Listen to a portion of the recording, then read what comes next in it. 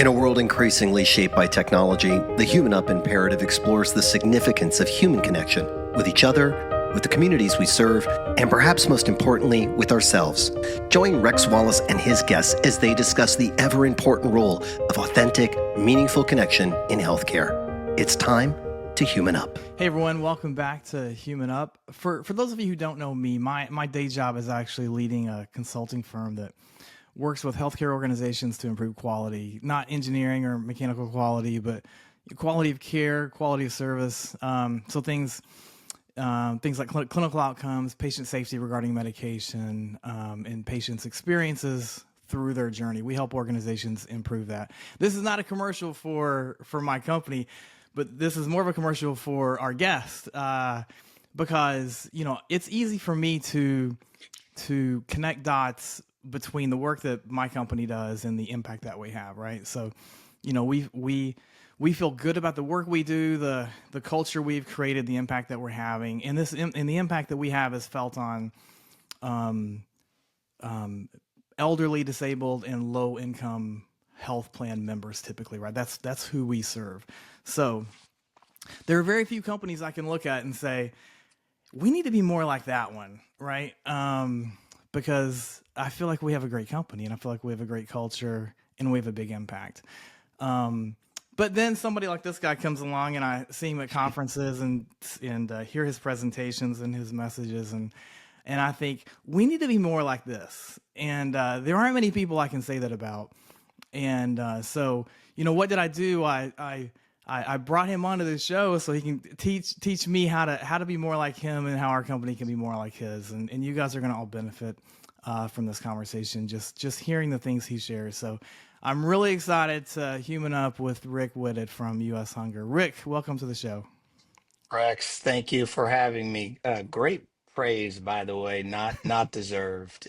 You are one of those silent forces behind the scene, always making things better. So we're grateful, and I can attest to that personally in our organization as well. So thank you.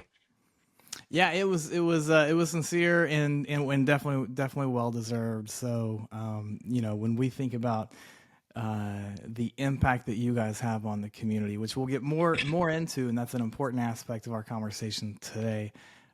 It's impressive, but and you're leading the helm here, right? So for those of you, those of our listeners who don't know you, tell us your story. Who's Rick Whitted? Rick Whitted, he is probably first and foremost driven by being LaVisca Whitted's husband, and Christian and Shekinah and Trinity Whitted's father, and Jude Whitted's grandpa or papa. So everything that drives me is family, and part of what I get the privilege of calling work is to peer into the stories of other families, many not nearly as fortunate as mine. And so I would say the same passion that moves me as a part of a household, a family, is the same thing that moves me when I see it disrupted in other places. So I would say that's who Rick Whitted is, true and through. Outside of that, I'm the CEO here at US Hunger. I get the privilege of going along for the ride that my team drives at 1,000 miles an hour in the fight against hunger at its root cause. And I mean, they really are what we call the hunger heroes in the world. That's who I think that's who I am vocationally, but stick with the first one. That's everything. and the work that you guys do at US Hunger, as far as serving others, and I've heard you say before, right? Serving others, it isn't just about meeting a need; it's about restoring dignity. You and I had a conversation at a recent conference where I actually was given a presentation on respect, and then you gave your presentation on something Mm. similar, but you didn't use the word respect, Yeah. and I was wanting to understand like where respect falls in your kind of mission, right? Your mission. And you said something like it's the same thing, but we use a different word, right? We use dignity, Yeah. and I love that, and I think dignity is such a powerful word. But can you unpack that? What does dignity mean to you? Yeah. I think at the center of dignity is voice. Is it possible to provide someone dignity and yet not really have respect for them or what's important to them? Possible. Hard, Hard, but possible. yeah. Is it possible to dignify someone and do not give them voice? Is it even possible to humanize or human up a person and yet give them no voice? And so at the center of what we do at US Hunger, which involves getting food to people in seasons of famine or places of famine, and in the midst of that, starting with a conversation to understand what is going on, why are they needing help in the first place, and then just very discreetly and quietly listening to and letting them tell their story in their own voice. So I think the dignity for us is twofold. It is one, it's discreet. As I heard one of our partners say, well, the bots don't gossip. And that's important to a number of people. We often don't realize how public help is. And I'm actually writing about this right now, to maybe be out the time this podcast is released, but talk about a subsection of the population more and more we're seeing that equally or more important to them than the need for help they have is the fear or anxiety of being labeled or typecast as needy. And so that's something at US Hunger we're super sensitive to. And so we don't start with a delivery, we don't start with a meal, we don't start with food, we start with understanding why are they hungry in the first place, and letting them paint the picture of their home and what's happening there. And I think if we do that, if you think clinically, I come in, I've got this horrible cough, and you immediately give me a syrup. You would run the risk of just malpractice potentially, a minor case, but you get the point. Mhm. But that doesn't happen. Every good physician instinctively starts a conversation. And for some reason, in the space of food insecurity and other drivers or determinants of health, social determinants of health, um, we tend to have this impulse to jump to solving their problem. And we just kind of found out people don't want to be helped by people that they haven't talked to. And I think we can find some directive lessons in that in the healthcare space, where almost all of us who show up in that space do so because of the last part of the word care, and that ability to serve. And I think we have created transaction where relationship could have easily replaced that through engagement. And so I think when we met, the conversation at my keynote was equity engagement, equity, right concept, right thing, wrong focus. Engage with them. If we build relationship, if we engage, we'll understand what's going on and begin to solve at its root the issues that are creating the inability to close care gaps, social or health. And so, yeah, I think that's my focus. That's it's a lot, but it begins the tip of spear is dignity, approaching someone as if they have something to say about their situation, and instead of diagnosing, actually conversating, engaging, listening, and then not translating, but transmitting that feedback into a system that's trying to solve 100% of the problems that they say 80% has nothing to do with clinical outcomes. And so we gotta slow Right. down in all of our attempt to rush into helping people and bridge that through engagement. And so that's when we partner with healthcare. The focus is engagement. Yes, we deliver food. Yes, we can screen and really understand Hmm. health-related social needs. But what we do is engage. And we have found that patients and members of plans are not disengaged. They're unengaged, and there is no engagement strategy. No one even knows where to Exactly. start. But Yeah. community-based organizations like mine do. They do it every day. Yeah. No, I think it's so important, and you articulate it so well.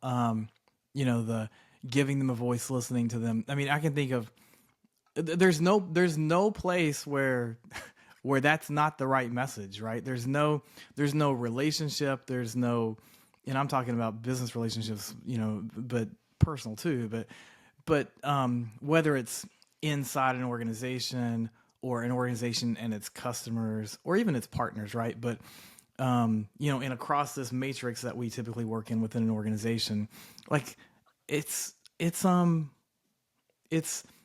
every, and I just read a book, really stressing the point that every problem is an interpersonal problem, right? Every problem is an interpersonal problem. So if we can build connection and trust between people, between the humans, then yeah, I mean, and not just jump to thinking we know how to solve their problem, then it's going to be better. I'm curious because you haven't always been in this type of work, right? This where Mm. kind of the more nonprofit, like community focused, community aid. Didn't you come from? Was it banking? Yeah, yeah, Background? I'm a 30-year recovering banker. Did like how like did this did were you thinking about this when you were in banking, or did this at least this frame come when you took over U.S. Hunger in this specific problem? I'm just curious, like your I think it's history with been, the word dignity and with engaging people. well, the dignity specifically comes from my own personal incident, but I think it's been brewing for years. I mean, even as a banker, my if I was known for anything, it was building teams, often Was it? taking some of the toughest teams to bring together and trying Yeah. to, build them. And so it was always a human-centered approach. Mm-hmm. Sometimes that was incredible. Mm-hmm. Most of the time, it took time, because I worked with what I had, and oftentimes that timetable conflicted with certain deadlines. But in the long run, longitudinally, we produced strong impact through people. So I think that's the same. Sure. Human connection and yeah. Yeah, but after 30 years in banking and sitting on this board, um, I was asked if is that something I would consider, and I didn't know the pandemic was about to happen when I said yes and Mm-hmm. went live March and April of 2020. But Did you have to pivot a little? I would like. we pivoted. Yeah. I think it's just a 360 continual Right. loop. Yeah. But I had, back in my early adult age, mid late 20s, I left banking after about 5 or 6 years. Always been entrepreneurial. Started a business that went horribly wrong. Everything that I knew to do, all of the book stuff. it was fine. And then 9/11 happened, right? So Yeah. 25 years almost to the day, 9/11 happened. And most folks don't remember that we had a dress rehearsal in 9/11 of the pandemic that we would have in 2020. But for me, I was a brand new business, 5 months in, and the world stopped for like, Yeah. 3 quarters. And it was just enough to, my cash couldn't flow anymore. And I ended up by 27, we've got a wife, we've got two little kids, all under the age of 5. She's pregnant. By the end of that period, no insurance, and we lost everything. And I remember having to, come home and look on my table, and there's a brown box that my grandma and my aunts who know me, I'm proud, I work every day. There's a pantry box, and Mhm. it broke me. I Oh wouldn't have wow. done it. I was working every day, and it just wasn't enough. And so all of my business experience, all of what I've learned watching and being the banker for some incredible business leaders through the years, and my own personal failure culminated on me being here at that time, because that season in my life was the perfect chemistry set for March of 2020, when I'm, T minus 30 from officially being the CEO. And before that official date hit, my first note was 90% of our revenue is gone. And I knew what that felt like personally. And Yeah. I just, everything I didn't do at 9/11, I did there. And thank God it worked. And we got through it, and with some amazing people who also never quit. We had no one walk out. We bootstrapped, we figured it out. And I think that, the biggest takeaway was knowing how to navigate an organization in the middle of deep loss all of a sudden, one. But then it was secondly, when realizing in a decade of feeding people, we had never organizationally asked one important question: why are they hungry in the first place? Mhm. And so the pandemic kind of ripped back almost violently. It aggressively ripped back such a pride we had in feeding people. And at that time, I would have told you, hey, we've provided 150 million meals across 54 countries and la la la la. La. I would have staggered out those stats with great pride. And then all of a sudden, overnight, we realized we didn't know who we helped. We didn't know what the outcome was.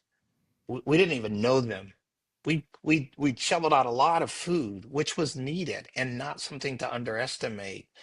Thank God for the food bank system we have and what they do. I could not see life. I couldn't see a universe without that incredibly important work. But we realized it had become a transaction Right. and a moment of intense need when we're showing up local in the community and engaging was actually a moment for relationships. In your world, it's a caps moment galore. Yeah. Yeah. It's this opportunity to meet them right where they are, get incredible feedback, and solve an immediate problem. Not a long term, just an immediate problem.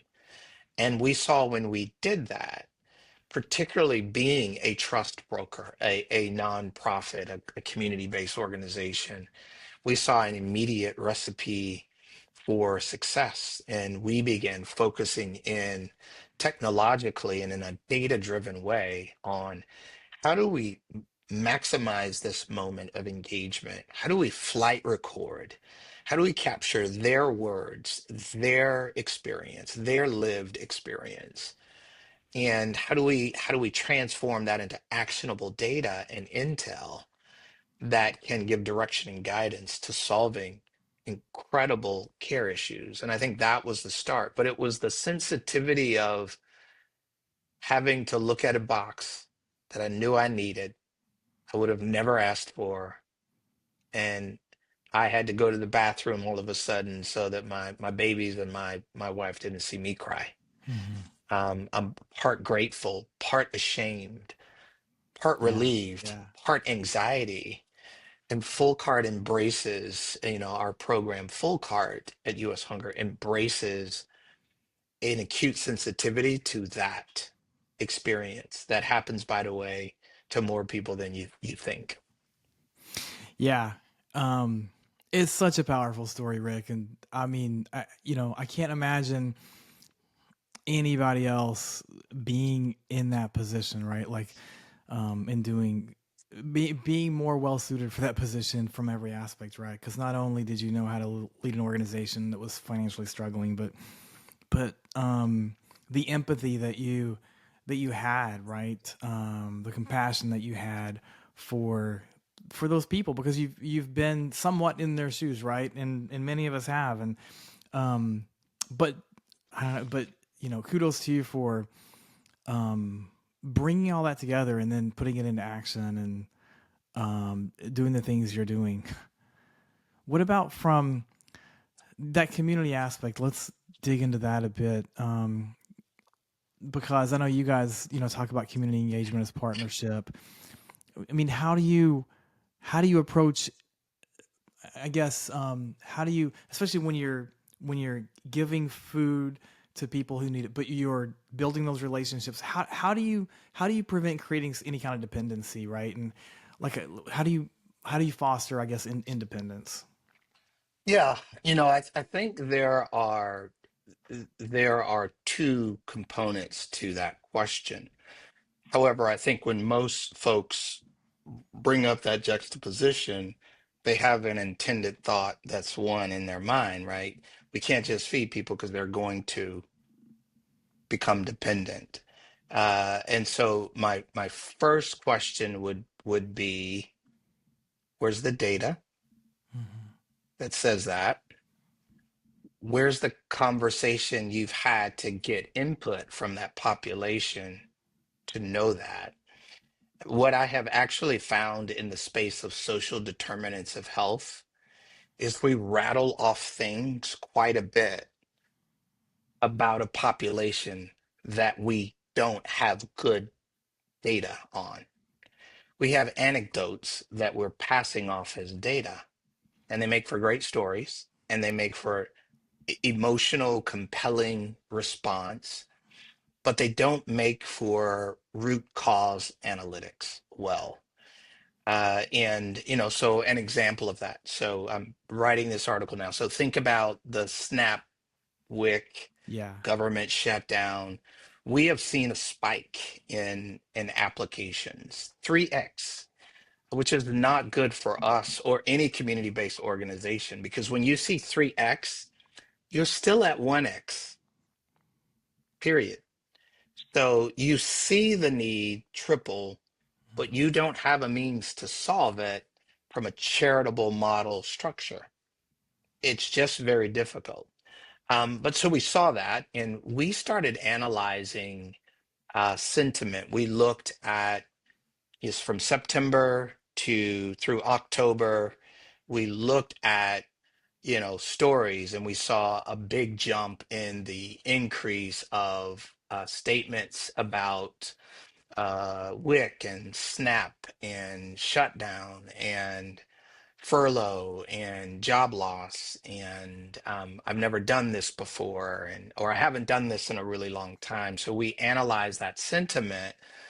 And initially, I thought, wow, this SNAP is having an incredible impact. Like, what's going on? Like, doesn't the world know? All sides, let's get along. That was my initial reaction. Mm-hmm. So I said to the team, pull this data. We have got to start having a real-time conversation about what we're seeing. It's not fair to not share it with the world. And so as we dug into it, here's what we found out, interestingly enough.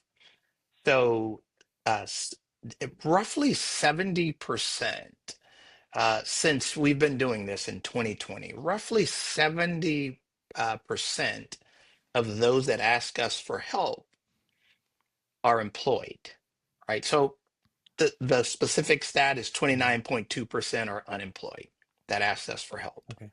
That's from 2020 to 25 current through October. If you look at from 23 to 25, right? So a couple years advance, kind of take the same population and see what that trend. The average unemployed asking full cart for help is 18%. So it's gone down. If you just take a snapshot of October 2025, what we thought was, SNAP, WIC, shut down, induce, 3.6% are unemployed. So nearly 97% of the folks who went to full card, community-based organization seeking help are employed. Unemployed. Now layer that with health insured from 2020 to 25, roughly 78, almost 79% of those who have come to us are health insured. If you take the 2023 through 25, so move forward that data set a little bit, 88% of those who come to us are insured. And concurrently, you see the uninsured go from 21% to 12%. If you look at the population that is private and commercial or employer insurance, it's 32.3%. And so, much like the war against hunger, much like the pursuit of closing gaps through understanding and dealing with social determinants of health, those situations and circumstances that we live and work in, and they create, gaps in our health, overall well-being and health.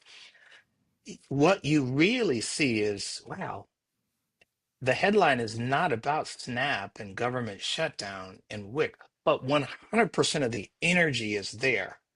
100% of the response is there. And 100% of the current system is designed to be right there where all of that is. But what the data is sharing and conveying to us through these stories right now is that we have this newly vulnerable hidden population. We have this working, insured, food insecure. And you can see that through the full cart program from 2020 to right now. And we've been flight recording for 5 years. You can see that population increasing in real time.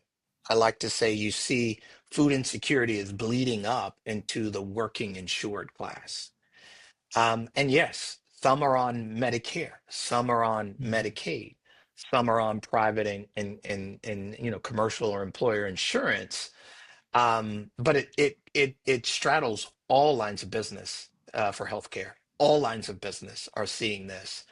And these are typically, I think, when I think about my own story, I can't validate that Mhm. totally, but I think we see more people come to full cart because of the discretion.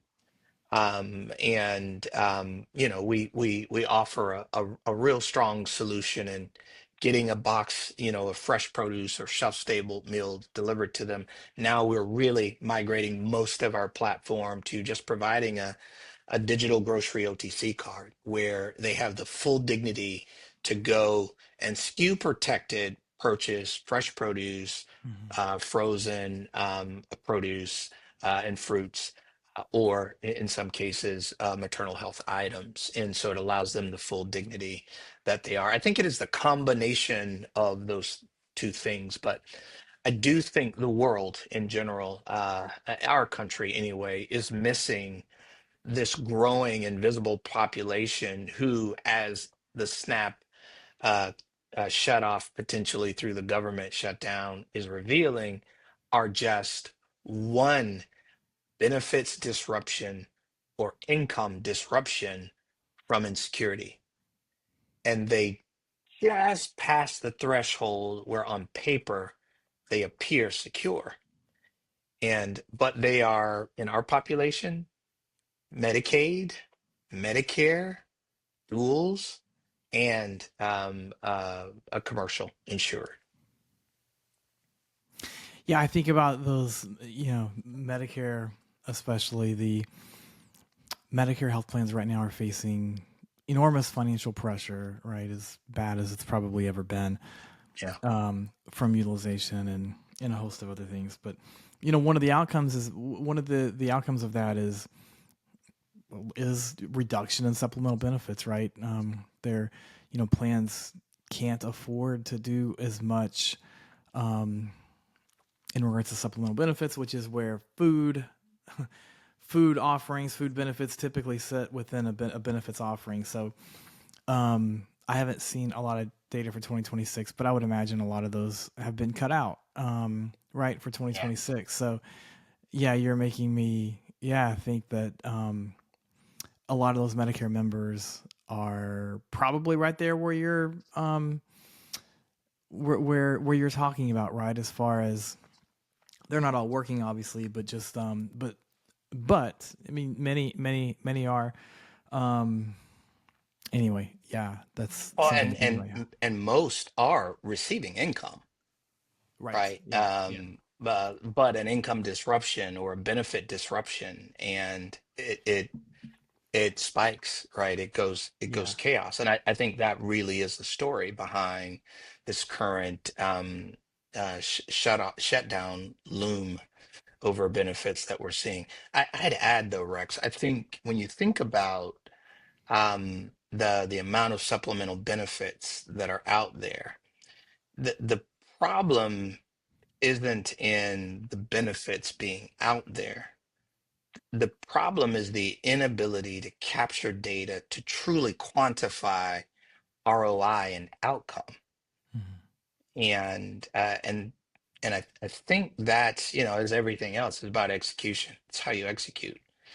So if you look at the vast mushroom of supplemental benefits that we've seen over the last 5, 7 years, Yeah.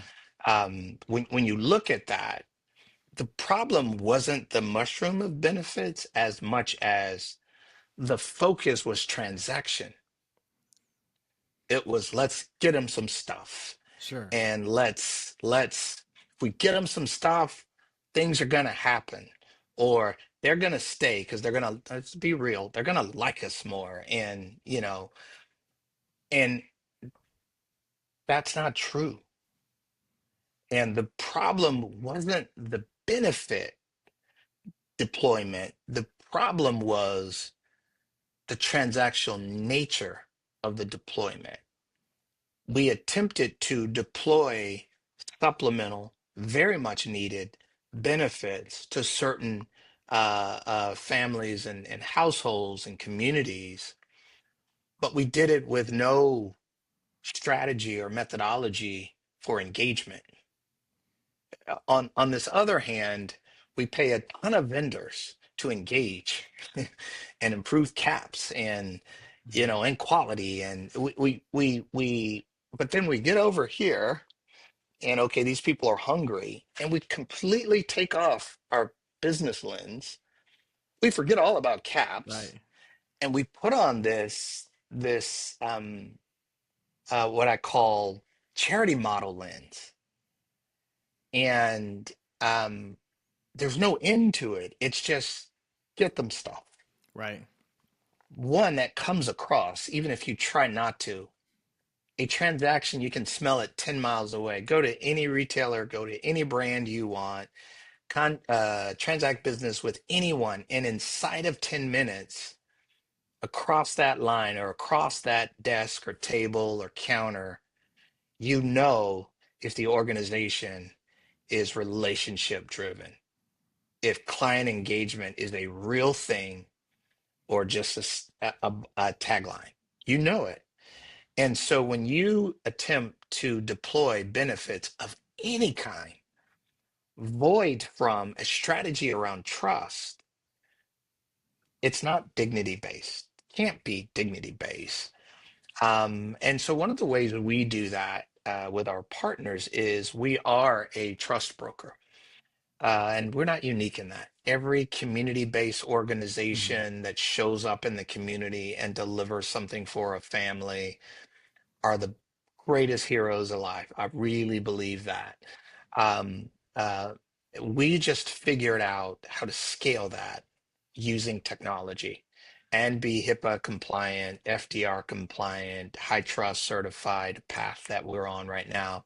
We took the time to do those things so that we can harness the power of trust to engage and work directly with case management teams embedded in case management team and community engagement teams inside of plans. And that really has been our focus. And so we're excited about that. We're looking forward to really changing the landscape and realizing that maybe what this is more of an incentive for engagement than it is just an incentive, right? It's an opportunity to find them where they are in a very vulnerable, anxiety-ridden Mhm. place and discreetly and quietly help them get it delivered right to them, uncover other opportunities, and create a pathway, a journey, a member journey through a conversation and meeting a food need to get other services that right allow us to take healthy steps for healthier outcomes. And that really is our strategy working with health plans. Yeah, look, if you pull this thread all the way through, for if I'm a health plan, right? I'm a health plan, and I have, and I'm looking at the lens through the lens of quality improvement, right? Which is where where I spend my days working. But if I'm a health plan, the members that are most likely to be non-compliant for my all of my measures that I'm being scored on are probably those members that have social risk factors like food insecurities, like housing insecurities, transportation insecurities, right? And those are the members that I am not taking the time to get to know. Like to your point, right? I'm having these transactions. I'm hiring these vendors that are having these transactions, trying to engage these members, but very few. I mean, I can think of maybe five vendors across the entire ecosystem that I know do a good job of doing what you're talking about, right? Actually getting the member, actually connecting with the member and understanding what they need and building a relationship and being a trust broker, like you're talking about. But if I'm a health plan, I'm probably not doing a good job of that with these specific members, especially. So if I'm not leveraging you to be my trust broker for because you have more trust, you're doing a great job of building more trust in the community than I'm able to do or than I've been able to do. Um, yeah, it's there's no one more impactful, I don't think, for those members than someone like you. Yeah. What's your yeah? Are you when you're working with plans, what is your guidance to them on their role? What can they do? Well, I'll tell you, I've been very fortunate. So the plan partners that we are engaged with, we didn't have to convince them that not that this was a good thing. We also didn't have to convince them this is good business. And so they have first and foremost really integrated us into their case management infrastructure, Okay. right? And so we are, I think if there's anything that's groundbreaking, it is that we're not an outsourced referral for our plan partner. We're an entry point or an access point Yeah. Yeah. inside their system. And so by default that the plan member can engage with full cart by US Hunger and at the very same time be engaged with their health plan that we tend to see more, understand more, and can motivate and encourage them to take other steps. And guess what? Doing that over a handful of journeys around a digital grocery voucher to really take other healthy steps. Who knew food is engagement? And I don't mean that as a tagline. I mean Yeah. literally, Right. they're engaging with With us, we're getting them what they need and in real time flight recording what's actually happening. Here's a stat. It's never about food. It's never about food. 90, almost 92% of every one of those numbers, over 200 and nearly 80,000 people now, 92% of the time, it's 2 to 5 overlapping gaps that they're managing Right. at one time. So food will help, but you still have another gap, one to Right. four, that are causing the actual issue. Yeah. And so you don't know that unless you can truly assess. I think CMS is on to something when you look at NCQA's SNSE measures and Mhm. really trying to understand, is there an underlying throttling line? What's the EKG for utility secure insecurity and housing and food and transportation? Those things do matter, but rarely is the answer food. Right. I can tell you, you will get no ROI if you don't gain good insight that's actionable. And we do that by translating the narratives and the screenings into Z codes. And we're currently expanding that platform for low income SNOMED as well. So Mhm.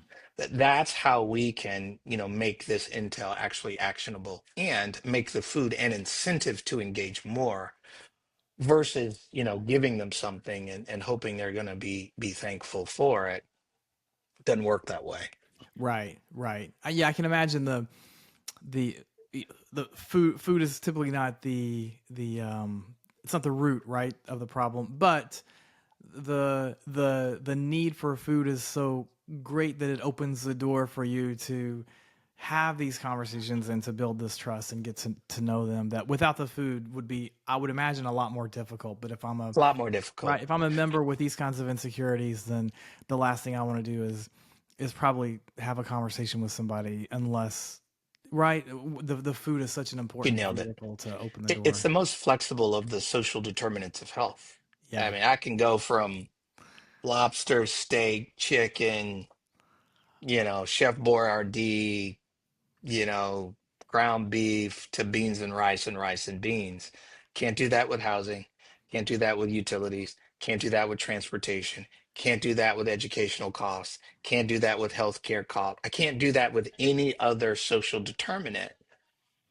And so it is very directionally indicative of a deeper issue that will create or exacerbate healthcare issues. Yeah. The problem is we have literally built the entire system around getting food to people. Hmm. And that's where we started, and that's where we stopped. And Hmm. there is some great data out there. I think the problem with the data landscape is not that it's bad data, it's incomplete.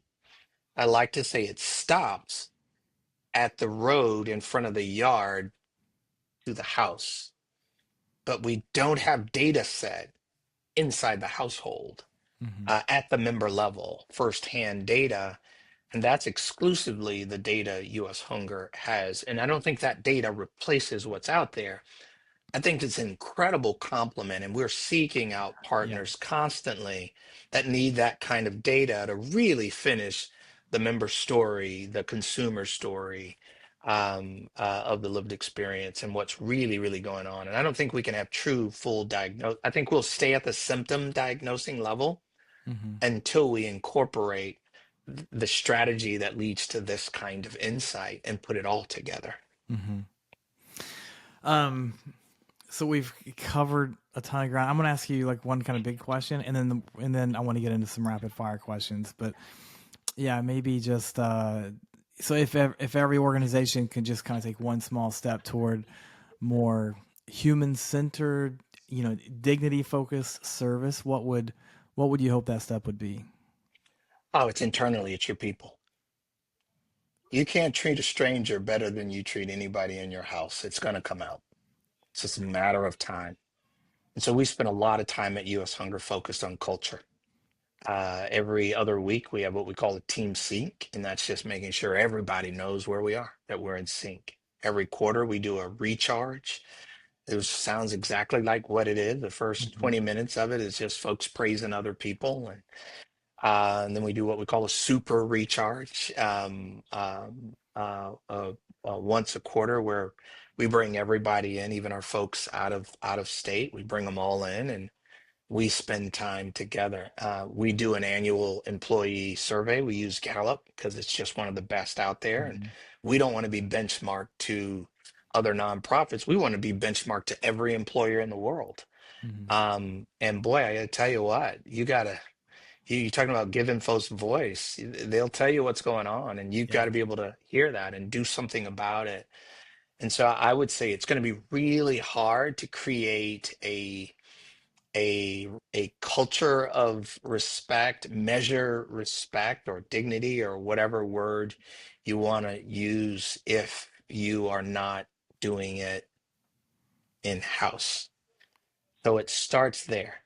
Hmm. The ethos for what we want to do for members starts with how we treat our employees. And I know that's harder when you're a major corporation. I've spent, most of my career in that environment, Yeah. but the corporation doesn't matter as much as the manager does. So people will stay or leave, according to Gallup, 70-ish% of the time based on their direct manager, Right. not the company. You are the company. And Right. that is the message we use with our team. Frontline, executive table, board seat, it doesn't matter. You're the company. So how you spoke to someone will determine if that person was left wounded on the side of the road and decided to leave us. Hmm. It's not usually the CEO. It's usually just a casual word. And that's about culture. It's really hard to do, but if you're going to take on this kind of work, it starts one manager at a time transforming culture. What I'd say to large organizations, build the quality of your leaders. I would say stop just looking for pedigree in resumes. They don't translate one to one. Being Right. really good at doing something doesn't mean you can manage 10 people doing that thing. And a telltale sign is they'll start micromanaging. 'Cause, and so that's where I would Yeah. start. It's always culture and people. It's such good advice, and I would imagine, yeah, Stefan, let's make that a snippet because that's something that everyone needs to hear, and we'll be taking some notes on for sure. Okay, let's get into just a few rapid fires here. So, and we ask all of our guests these questions. What's one book everyone should read, Rick? Hmm. I had two. Okay, I'll two's I'll fine. be I'll be selfish. I'll say Outgrow Your Space at Work. It's a book I wrote Mm, probably 10 years ago now. And it really talks I didn't know you about, had a book. I'll send you one. I It's can't probably wait. out of print now, but it Okay. talks about the how we emotionally translate what's happening in our careers. And there's an accompanying survey test that goes along with it, but rickwhitted.com, it's probably out there. I probably need to do some work on it, but Outgrow Your Space at Work. It'll really help you think about why you're reacting and thinking the way you're thinking about your career and what promotion or progression means to you. Is there another book on your horizon, or Ah, with so all the things you've learned at US Hunger in this I'm role? a person of faith, Yeah. so the Bible's been an important one for me. I'm just gonna put it out there. I Yeah. don't mean to offend anybody, and I don't have to talk about it. I just need to walk it out. But I crack open a devotional every day and try to save my humanity from myself sometimes. But if yeah, I'm on the spot there, so I would say that one's pretty important to me. There are a few others out there, but you said two, so I'll give you those two. Yeah.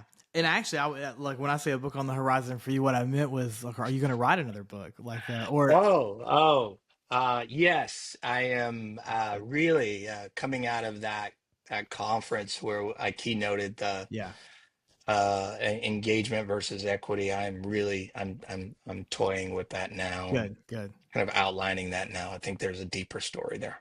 Yeah, yeah. If your voice is one of those that needs to be heard more. So I would Just the encourage you to do time. that. I need some time. Don't have time. I hear you. Okay, what was your most helpful personal failure? Losing everything, literally, and looking at a pregnant wife with two babies and not having an answer In a cardboard and box. having to slowly build that back over a Yeah, decade. yeah, yeah, It was, before then, I was cocky. I had never lost. I was a good guy, but I knew it.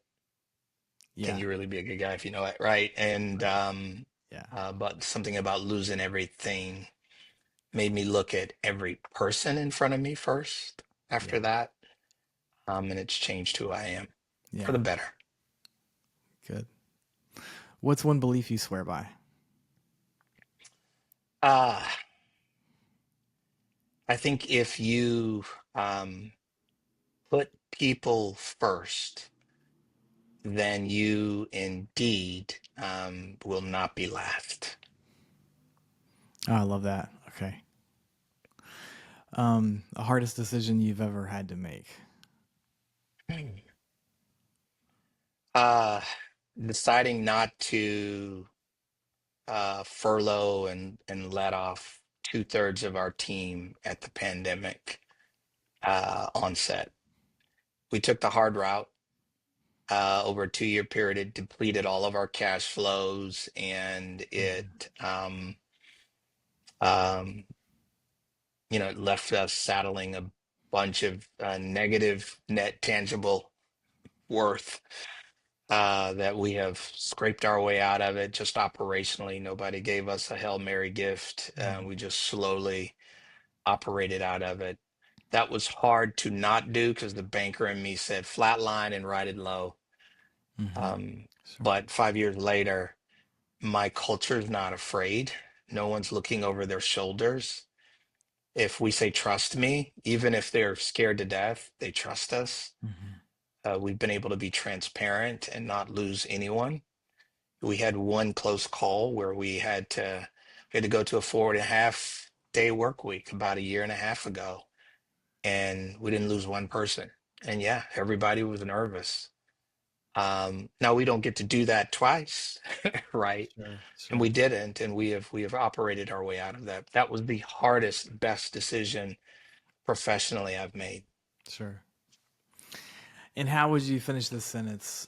For me, one of the most important ways to human up is to blank.